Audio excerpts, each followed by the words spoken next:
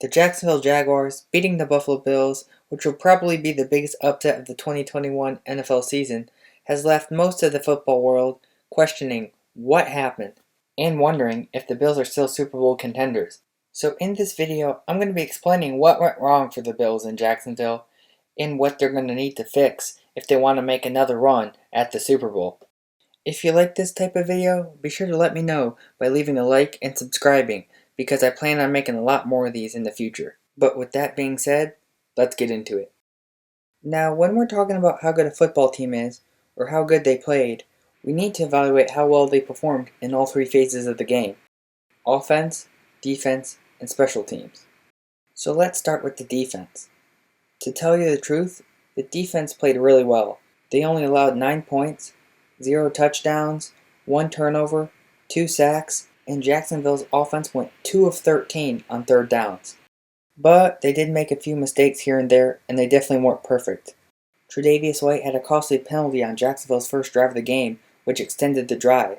Then later in that same drive, Jacksonville also converted on a 4th and 1 to put them in field goal range, which led to their first 3 points of the game. Buffalo missed a couple opportunities at interceptions here and there, and Jacksonville ended the game going 2 for 2 on 4th downs. But for the most part, Buffalo's defense played well enough for them to win this game. And as far as special teams goes, I literally have no complaints. Isaiah McKenzie averaged just over 32 yards per kickoff return, with his longest setting the Bills' offense up around midfield. And Tyler Bass went 2 for 2 on field goal attempts, with a long of 41. But now let's talk about the offense. Oh, the offense. Well, an offense is only as consistent as its line, but consistency is something that the Bills' O-line has not had this season. Starting 5 different rotations in 8 games, and the rotation they started in Jacksonville was by far the worst one. The Bills had 2 starting offensive linemen, Spencer Brown and John Feliciano, who were out, as well as their star tight end Dawson Knox, who still leads the team in touchdown receptions. Offensive linemen Cody Ford and Darrell Williams replaced the injured Brown and Feliciano, and to put it in the nicest way possible, they looked like they had no clue what they were supposed to be doing out there. So let me show you a few clips and break down what went wrong for these guys. So the first play I want to show you is from the Bills' first drive of the game. It's 3rd and 10, and I want you to pay attention. Right up at the top of the line, right up there, is number 75, Darrell Williams. I want you to pay attention to what he does. We're going to play here. And pause right there. Look at what he does. He takes one glance to the inside. He doesn't even bother to touch the guy he's supposed to block right up here, leaving him a free rush straight to the quarterback right here. Not even touch. I don't know what he's looking at, who he thinks he's supposed to block, but how about block the guy right in front of you? Once again, doesn't even get touched. Free rush to Josh Allen. Right there. Free rush. He still hasn't touched anyone. Josh does a great job putting his foot in the ground and making a move on him right here. Makes a miss, luckily. But that's just terrible job blocking. Josh makes a nice play out of it. But that's something that can never happen. You can never allow a free rusher to the quarterback. Now the next clip I'm going to show you guys is from the second quarter. Once again, it's a critical 3rd and long. And I want you to pay attention right here to Cody Ford, number 74. Now what's going to happen is the 2 interior defensive linemen for the Jaguars are going to cross. They're going to cross when the ball snapped right here. Okay, so now you see they crossed.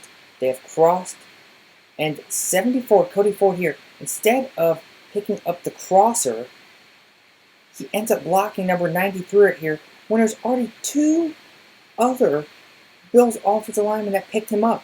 So there's 3 guys blocking number 93 right here, and allows the crosser right here with a free shot at the quarterback.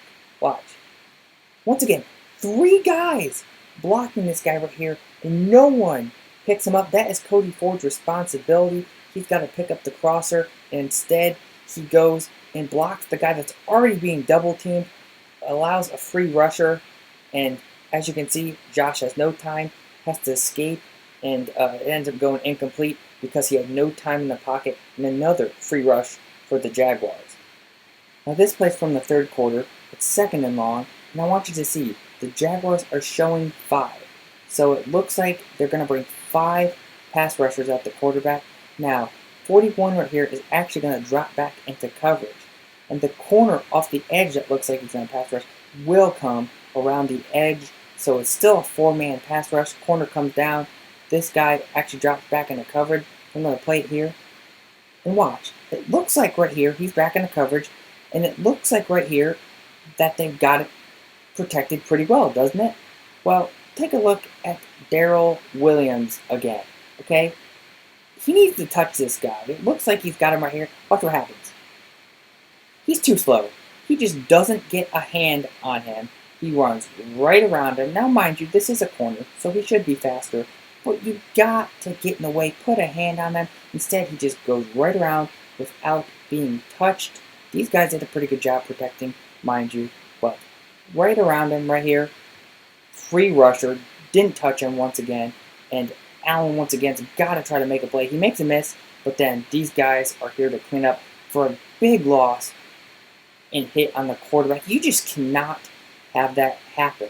Once again, the line picked it up fairly well, but Williams just got beat by the corner around the edge. Basically another free rusher, and Allen takes a hit once again.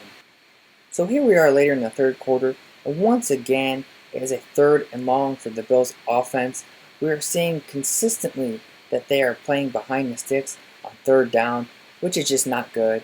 But as you can see, the Jaguars are showing a 4-man pass rush. Just a normal 4-man pass rush on 3rd and long. But what's actually going to happen is, once again, 41 is going to drop into coverage late, and these two guys are going to come on the blitz. Now, they're doing a very good job prior to the snap disguising the blitz. Once again, it looks like a 4-man pass rush, but once we play it, you will see, yes, these two guys are going to start to come on the blitz, and he is going to drop back into coverage late.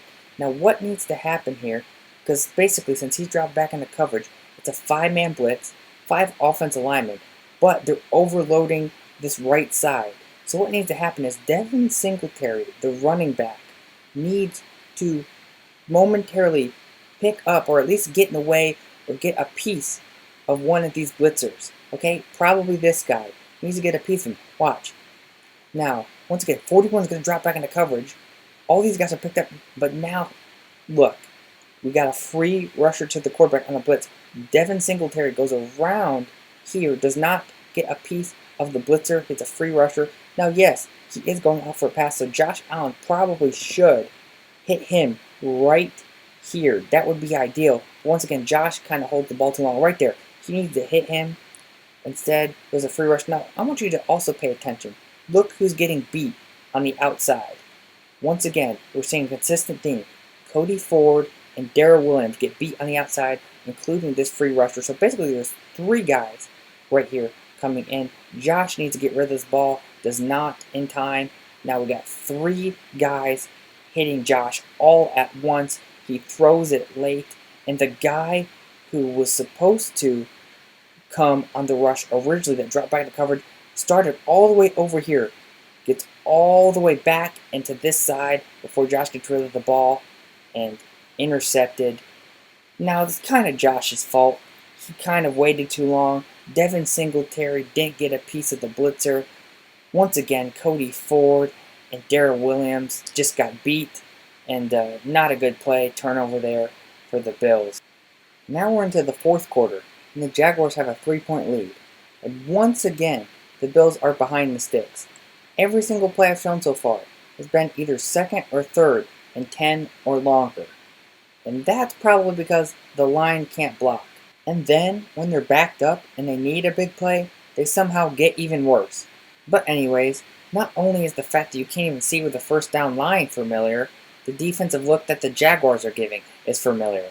Once again, they're showing 4 rushers, but what's going to happen is this guy's going to drop back again in coverage, and this guy's going to come on the blitz. So they're still bringing 4, but instead, he's dropping back, he's coming. Now what they're doing a very good job of is overloading the weak side of the line, which, as we all know at this point, is Darrell Williams and Cody Ford. And they know it too, which is why they keep continually attacking it.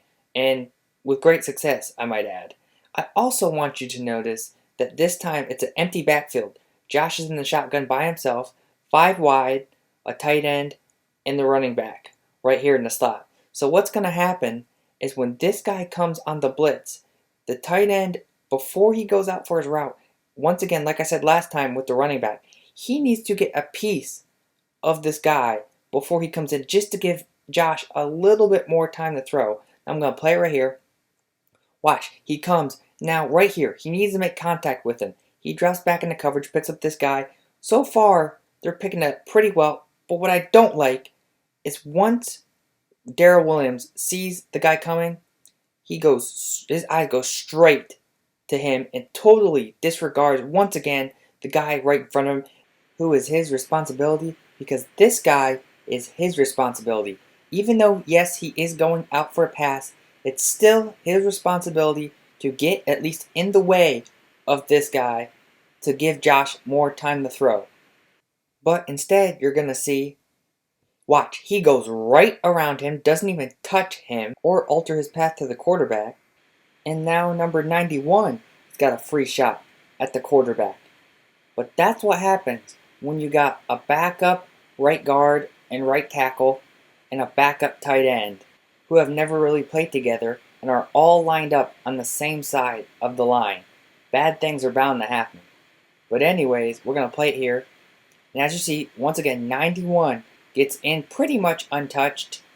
And Josh does a good job, once again, putting his foot in the ground and stepping up, makes him miss, and makes a nice, accurate throw on the run downfield to Savon Diggs. Great play. Really made something out of nothing. But the offense can't keep relying on Josh himself to bail them out. Now this one is by far the worst one of the game. Just take a look at the situation they're in. It's 3rd and 7, still down by 3, with a minute and 18 left to go in the game. Now, if you're able to convert a first down on this play, at the very least you're in field goal range and can tie the game with a field goal. Now, if you take a sack or a loss of yardage, it sets up a 4th and long with the game on the line. So this play is very critical. You cannot take a sack or a loss of yardage. You likely want to convert the first down or at least get close to the first down line to set up Tyler Bass for a long field goal. You just cannot take a loss. And instead, once again, I want you to pay attention to what Darrell Williams does here. So I'm going to play. The ball snapped. Look, the ball is already in Josh's hands. Everyone has moved. And look who hasn't even moved. He's still standing where he was. Has not even moved. The ball is already in Josh's hands. Has not moved. Watch. And 91 just goes right by him. Not even touched. Once again, he did not move when the ball was snapped. He goes right by him. Josh has no time once again. He gives up a huge sack in the biggest part of the game. Knocks them out of field goal range and sets up a 4th and forever, which they were unable to convert on the next play. Okay, so here we are in the next play. It's 4th down, and I'm not going to play the whole play because, like I said, they don't convert this. But I want to point out a few things. First of all, look at how many yards they lost in the last play. The last play was 3rd and 7. Because Darrell Williams did not even touch 91 on that last play and gave up that sack, they lost 9 yards. A 9-yard loss. Not only did they lose 9 yards, but take a look at what is 9 yards in front of them. The field goal target line. The line of scrimmage on that last play was the target line for Tyler Bass, the field goal kicker. So even if he would have gave Josh Allen a second to even throw the ball away and it would have been an incomplete pass, they still could have at least tempted a long field goal. But instead, they ended up losing 9 yards, setting up this 4th and 16. So I thought that was interesting. I wanted to point that out. But also, I wanted to show you just the beginning of this play because I want to show you what the tight end does here. I'm going to play just the beginning. Look at the tight end. Now watch this. Right here. The tight end is going to go out for a pass. Okay? But look at what he did there. You see how before he goes out for the pass, he gets a piece of this rusher and just kind of gets in the way and makes it harder for him to get to the quarterback. That's what I've been talking about the whole game. When they bring these blitzes that the tight end or running back needs to do, You don't need to block him for long, obviously, because your job is supposed to go out for the pass, like he's doing here. But just momentarily get in his way to make it difficult to get to the quarterback just gives him a little bit more time to step back and look downfield. He did a good job doing it there, but at this point it was too little, too late. And now it's time for the honorable mentions. First off, we have Cody Ford here getting beat on a 3rd and goal as Josh has to scramble out of the pocket once again. What else is new? Fires incomplete. Here we have Cody Ford once again getting beat by the same guy, allowing him to get his first sack of the season. And now we have Deion Dawkins getting beat around the outside by 41 with a big hit on Josh Allen. Oh, and 41's name is Josh Allen. Well, this definitely was an ugly loss for the Bills, but the good news is it's an easy fix. Offensive lineman Spencer Brown and tight end Dawson Knox should return against the Jets, which is definitely going to help. Get healthy and get a more consistent starting offensive line, and with the talent the Bills have, they should be just fine.